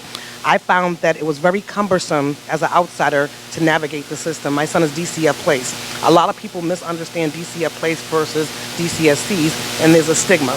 I also found that parents are being left to fend for themselves, and the agencies don't talk to each other, so you're constantly beating the pavement and running around from agency to agency and sharing information. What I like to say and see is that the agencies communicate with each other more and not leave the parent out there, or either elect liaisons for parents so that they don't have to navigate the system and know all the different acronyms and apply for this, apply for that, the DME track versus the DDS track. And I also like to see, if possible, kids or youth going from high school to adulthood have a transitional liaison for that specifically, because even at the Board of Eds, they're leaving it up to parents to do so. A lot of kids are being dropped and slipped through the cracks, and they're saying that the list for DDS is 5 years or 10 years long, whatever. I was able to get my son in for 4 months because I didn't accept no for an answer, but I'm a little bit more knowledgeable, but without the parents that aren't as knowledgeable and don't have that tenacity. So if there could be some kind of like board or committee that can educate parents on the transitional piece to let them know what the options are, I think that would be more helpful. And then when the students have that opportunity to explore their IEP into 21, a lot of parents don't know that. So these kids are graduating, they're happy to get their diploma, and then they're sitting on their parents' couch and there's no services for them. And I think that creates the opioid addiction, that creates, the lack of employment opportunities for these kids that are intellectually disabled or have other disabilities. And I just seen it myself and I try to prevent that. So if I had to ask you guys to do something, I would say that would be it. Thank you. So that question actually is the perfect segue to what we will see after the break. We'll be joined by several of our sister state agency commissioners who've decided to come here today to talk about just that. How do we collaborate better across systems to make sure that the information that we know and that we have is information that you know. Obviously the panel discussion will not be able to get into depth and detail of individual cases, but it will outline for you how state agencies have begun to work together to really not just create one system for DCF, but a system that flows through all of our different agencies so that families and kids can feel that on the other side. So thank you so much. Hold on. What do we have?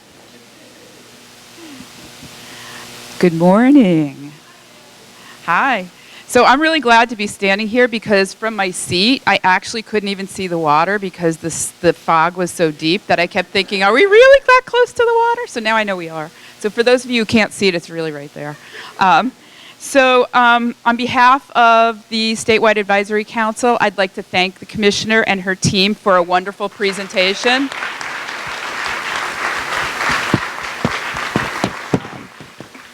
That was very awesome. And I'd like to invite Damian Grasso up here too, because he's going to give a little segue. But we're going to take a 15-minute break in just a few minutes. And I ask you to come back in a timely fashion so that we can keep moving. I know it's a beautiful place, but I'm also sure that you all want to get home at an early hour today. But here's Damian. He's going to talk a little bit about how we're going to be working with our youth today. I'm really just going to be very brief because everybody wants to take a break and probably take a walk out by the water.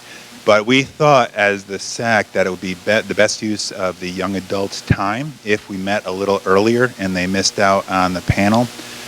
So my hope was that we could meet after the break in the hallway and find a place to go and maybe start some of that work because your voice is very important and we have a lot of work to do.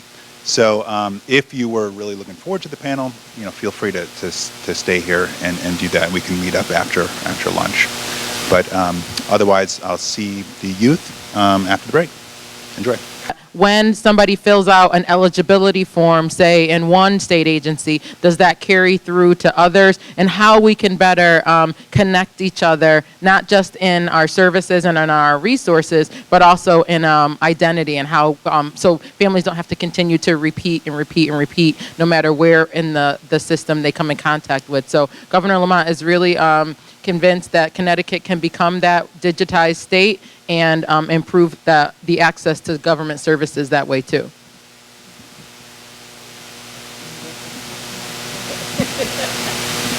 Hi. First of all, I want to applaud you. Foley, okay? And he come from my region, y'all, okay? I just really want to thank you. I have more of a statement/question. Just recently, I had the honor of attending a national conference in New Mexico, thanks to the Department of Children and Families, which is the National Citizens Review Panel. And then going to this conference, I went to a breakout session that was called Journey Through the Eyes of a Youth. And just what this youth said this morning, people need to start listening to them. It was a young man who went through the system from the age of 7, taken in handcuffs. There were 2 youths that spoke. I guess the thing I want to talk about is diversity plus transparency. That's the key that I want to talk about. One youth was an African-American man. The other youth was a Caucasian woman. There was alcoholism in her lifespan, never taken out of the house. There was drug abuse in this child of color, he was instantly taken out of the house and put in the system. 38 homes within his time from 7 to 18, aged out, but did well because of services that was there that New Mexico put in place for kids that aged out, which was a good thing, and they connected to him. And now he's making $50,000 a year. But the thing I'm trying to say is we have to stop looking at waiting until it crossed color barriers to start saying, okay, let's do something about this. We have to start doing something about this now. And the transparency piece is out of the state of out of the 28 states that was there at the conference, each state had at least 5 to 6 representatives there from the Citizen Review Panel. We have 7 panels in the state of Connecticut. There was only 2 represented in New Mexico, and those 2 came from Region 4. I feel if we're talking about transparency and if we're really talking about true partnership, we have to know what each entity of this state is doing. I could not talk about what the state of Connecticut was doing. I could talk about what Region 4 was doing, but I was there to represent the state. It does not look good for me to only be able to represent one region within my state. I needed the other regions to back me. So if we're talking about transparencies, let's be transparent across the board so we'll know each and everything each person is doing. So we can be that state that can say, I mean, I want to see Connecticut not wait until it crosses barriers. I want us to be the first state to say, we got this going on. You know what I'm saying? So, and I want to thank you for coming out to our Consumer and Family. You was awesome. I just can't wait to start working with you. I can't wait to start working with you. I can't wait to start working with all y'all. I can't wait to start working with you. So I just want to thank you all. You all are a big part of what we have to do. We all have to take responsibilities. Families have to take responsibilities as well. We can't put everything on you. We have to take our responsibilities and build together and start listening cohesively to make a cohesive system and make it work. So.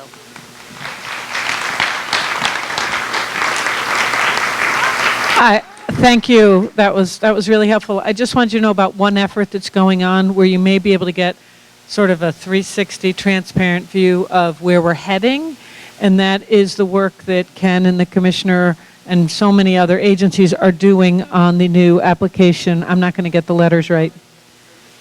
The Child and Family Services Plan. When you talk about innovators, Commissioner Durantes, the way she's approached this, starting the work by calling in the other commissioners, and now as I've watched the document come together, I feel like we should think about a way to make that available, the highlights in a PowerPoint or some simple way, so that when we have representatives going out and families and people working in the system, that it's totally transparent what the goals are and what the different moving pieces are for the state. So that's going to be available pretty soon, and I think you make a really good point, at least for me in my agency. I'm thinking I better get that out there in community meetings so people know what our role is. So I hadn't even thought of that as part of our charge, but I think it is. So we all have a role, every agency, in showing these cross-sector, how we're working with families.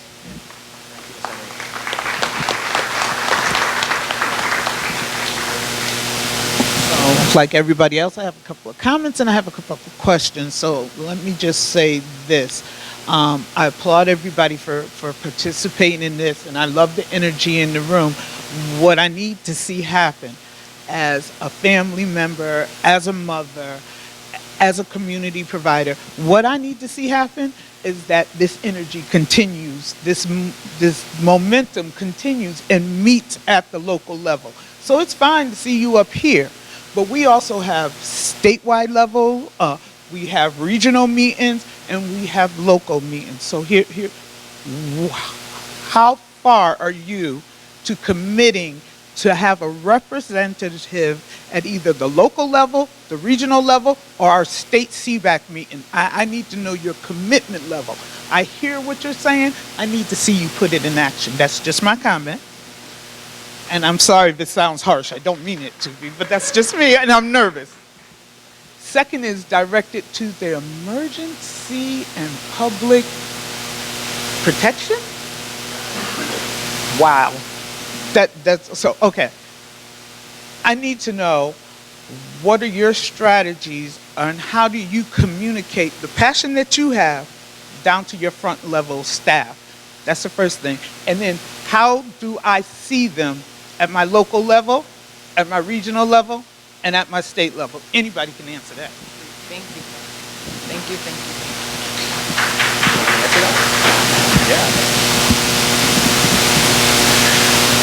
So it starts from the top down, good leadership from the top down, communicating that. And if I can go back up here, I don't know Governor Lamont any more than just about anybody in this room. I met him a couple of times, but I did have a look behind the curtain on the transition. And he hired commissioners that worked, that want to work. And I watched the process from a very close level as it happened. And so many commissioners are coming in here to work.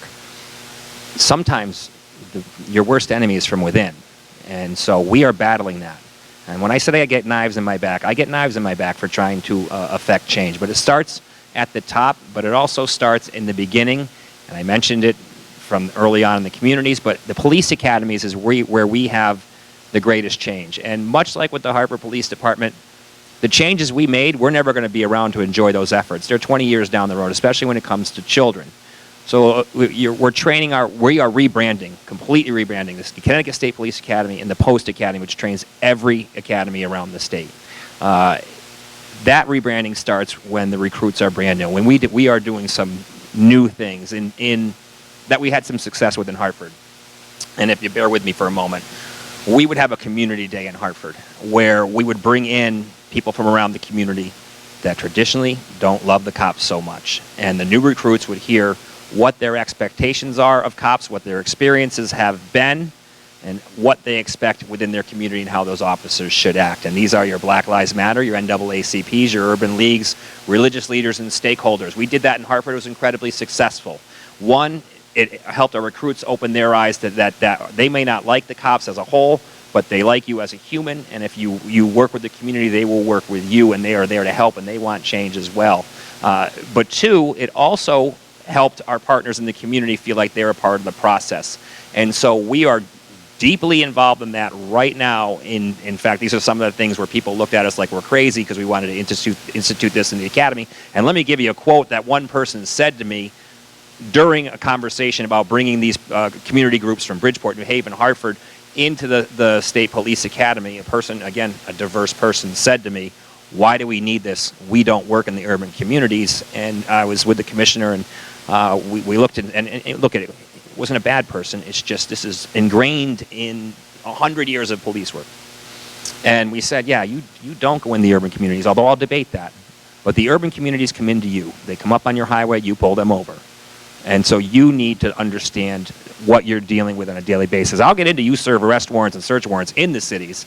And as a former urban police officer, that's what scares you most. And if you look what happened down in New Haven, another municipality comes into an urban thing, they might not have the same training and experiences, and bad things can happen from there. So it starts at training the new guys. And again, we won't see those results holistically for 20 years, but also the internal training as well. And also developing leaders of diverse backgrounds through there. And if you want to get into transparency, you know how camera shy I can be. I love opening the doors of our police department and showing everybody everything. If you have nothing to, after a police shooting, we had a police shooting in Hartford. And after a police shooting, within an hour and a half, we had the chief in front of a television camera. Within 16 hours, we called in the NAACP, we called in a bunch of religious leaders, our stakeholders, our partners, and they all came in and we showed them everything. Stuff we could never show anybody publicly at that point. And then we let them tell the story. That was within 16 hours. Now you saw 2 controversial police shootings within the last 6 months or so. Ones that I was very open and very critical of and lost friends and have lost friends over my thoughts on those police shootings. And you watch the state's attorney's office, my Commissioner Ravella right away started to say, let's release the video, let's release the video. For the last 100 years, or however long we've had video, less than that, you would have never seen video come out in less than a year and a half or so from a police shooting. He wanted it out within a week. We probably got the first one out within 2 weeks, and the one in Hamden, and that came out. And as a result, the next shooting that happened in Wethersfield, State's Attorney Gale put it out probably within 2 weeks. Again, I think 2 weeks is a long time. I'd like to see it in 5 days. I'd like to see as much as you can within 24 hours. That kind of transparency builds trust. When you hide, if you look at the police problems around the country, all the police shootings that have happened, that have gone south, that have resulted in riots, started because the cops hid their crap from the beginning. Don't hide it, show it out there. And this has been a tradition of how you have prosecutors leading the investigations of police shootings. Prosecutors are solving for a criminal case, not for a community. Their goal is to have a great criminal case. They really, and I don't want to say they don't care about communities, it's not their first thing. We as police officers are beholden to the communities that we police, and so when there is a shooting, that's the most critical time to be transparent and get what happened out there as soon as possible. But again, we're fighting a wall of 100 years of things have been doing the same. But we're making progress, and you saw in those last 2 police shootings within weeks, the videos came out. I'm sorry, I'm going long. All right, I'll be really quick. So because we're getting personal and being transparent, I'm going to share this information. Though I work for a state agency, I do have personal ties as well to DCF. So I have 7 children, 5 are adopted through DCF. So I have been through the system through A to Z. Nothing surprises me. I've also worked with DCF at Solnet for 17 years, seen it all. So going back to the police, you have to, it takes a village, like I said. You have to start locally, too, with the families. The families have to get to know and have a relationship with the police. That's the first step. When my son started getting into a lot of trouble, he has a lot of mental health issues, that's where I went. I was going to get to know him either way, good or bad. I decided to go the good route. Went there, introduced myself. They already knew me, knew my son. And we started building a relationship. When he got into a program with Demas and aged out and became an adult, has been in a program with Demas, went to that town, got to know the police because they're going to meet. And I want them to have a relationship with me where they can call me and not throw him into jail, but say, hey, we have him here. Can we work together on this? This is important. This is the collaboration that needs to happen with all state agencies from when the child's young all the way into that transition age to when they're young adults. It works. The training needs to happen at the police level, and they're honest. I'll ask them, have you had mental health 101? We have, but we don't really understand it. Maybe we need more, and they'll go get more training. So it's a way to work collaboratively with each other. I want to thank the panel.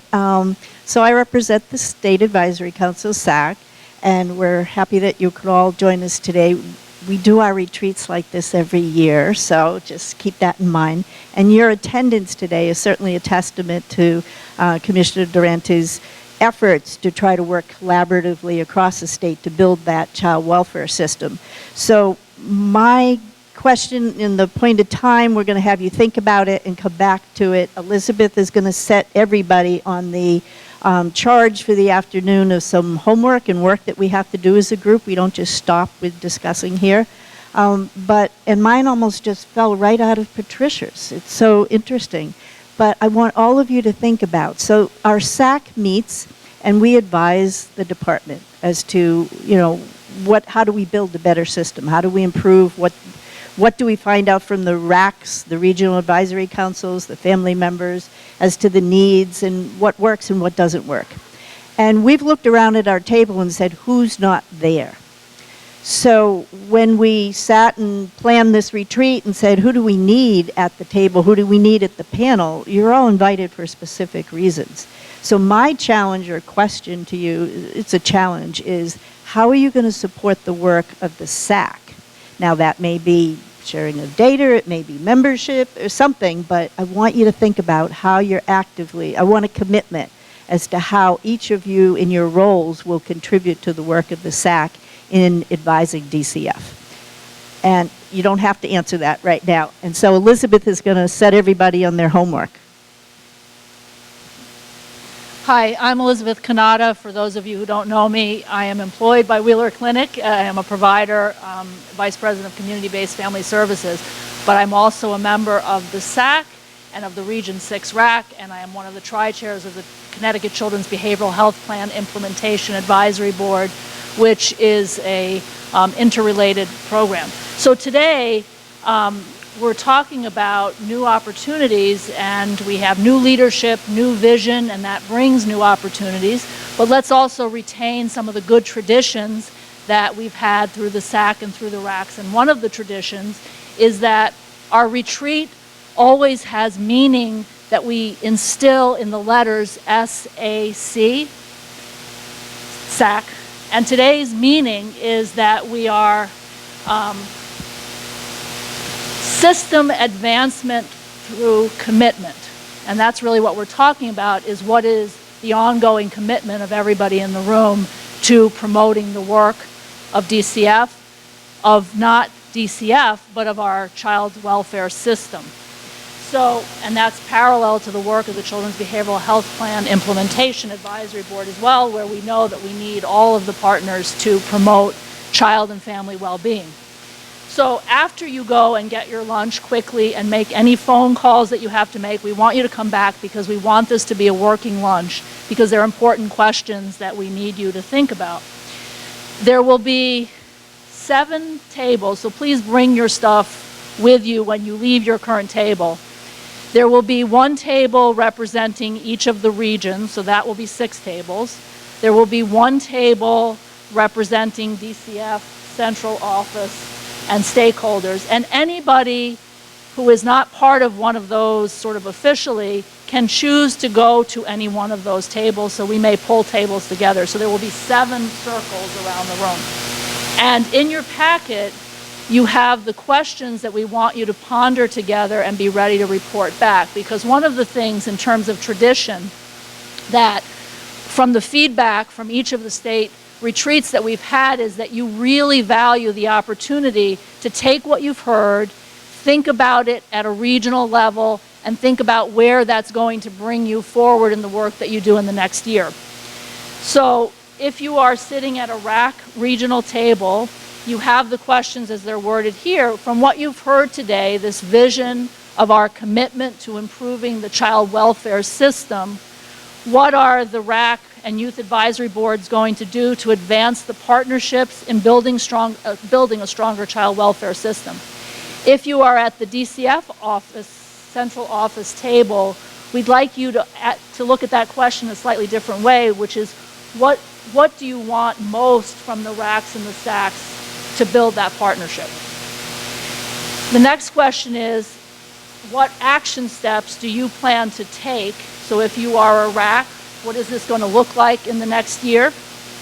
If you're at the DCF table, what action steps are you going to take to reach out to the RACs and the SACs to get that input to advance the system? The third question is, what additional resources are needed to conduct your work? And so I think that works for both groups. And how will success be measured?